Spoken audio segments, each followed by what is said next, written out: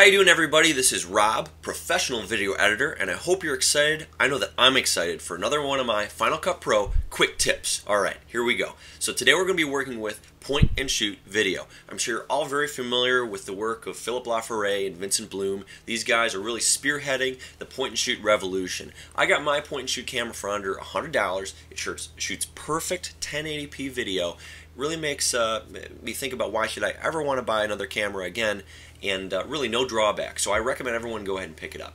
Alright, so we're in Final Cut Pro right now. The first thing I like to do is, what is this? Caps lock key is on. Oh, caps lock key, okay.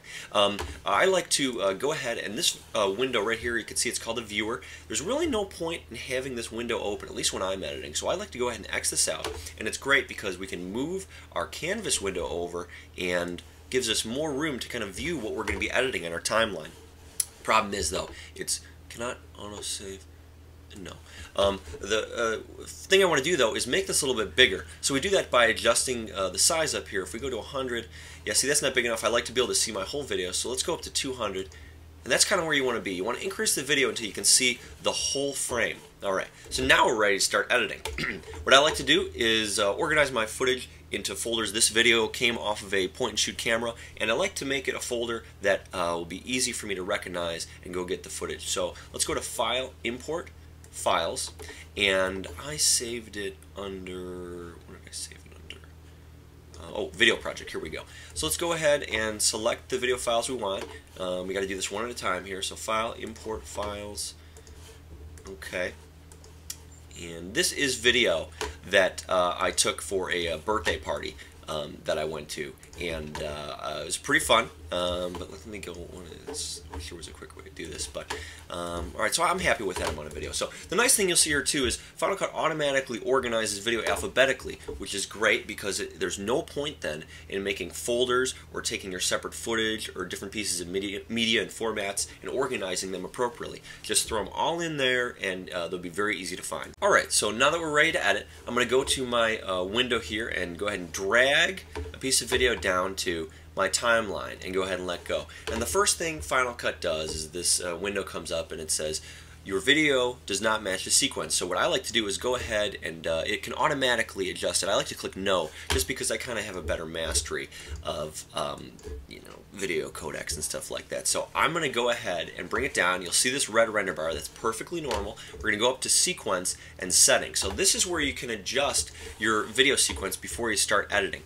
Now we're going to be going out to mini DV, so that's right. But the thing that I like to change right here is it says compressor. We want to change this to animation, and the reason for that is my buddy told me animation is the highest quality you can really have, so let's just go ahead and change that. And I think everything else looks good, so we're going to click OK. And before we start editing, of course, we have to render. So let's go ahead and do, let's see, where is it here? Where is it? I want to render. Where is render? Oh, there's render. So we're going to go ahead and just go render both. Sequence project, okay, so let's just save it as an unknown project. And this is going to start making that video the appropriate format for editing. So this takes a little bit, and that's totally normal. I'm just going to step away for a moment and go make a sandwich, and I'll be right back. And we're back. Alright, instead of just making a sandwich here at home, the render took a little bit longer, so I went out and got some Arby's. Anyways, totally normal. So what we want to do now is imagine that we edited the whole project. And if you're new to my quick tips, go ahead and check out last week's video, Final Cut Pro Quick Tips. How to edit everything ever in a short 3-minute video. So go back and watch that. So we're going to imagine that we edited an entire project here, and we're ready to go to the best format there is, DVD. Go up to File, and we're going to go to Export. And remember what I said in the DVD tutorial last month. When we're going to DVD, what do? Export the audio and video separately. Great. So we're going to go down to Export, and we're going to want to export as an OMF file, and we're going to change that to 96 kilohertz, which is the highest quality. 24-bit, you want those higher, and go ahead and choose both of generally if you see a checkbox, click it. That's my rule. So go ahead and click OK. We're going to want to save this as sequence 1 to the desktop. Alright, so now that we've edited the audio, or exported rather, we're going to go to Export, QuickTime Conversion, and we're going to adjust just export the video. So to do that, we're going to go into, what is it here, FLC, and we're going to go to Windows System Color Table. Frames per second, we want to make sure it matches at 30 frames per second. That's the video frame per second we shot at. So go ahead and click OK, and again save it as sequence 1 to the desktop.